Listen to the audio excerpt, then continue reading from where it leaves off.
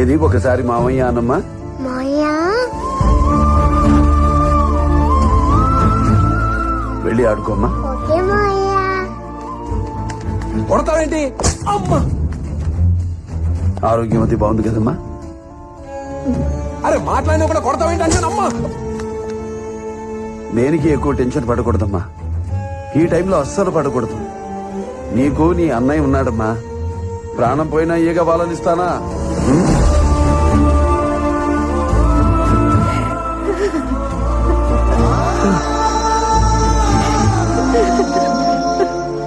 ఏయ్, రాఘవయ్య గారు, బాబు ఆడబిడ్డ పుడుతుందని తీసేస్తానన్నాడట. సరే తీసేద్దాం. నెక్స్ట్ పుట్టబోయే బిడ్డ మగబిడ్డ పుడతాడని రాసివ్వమనండి.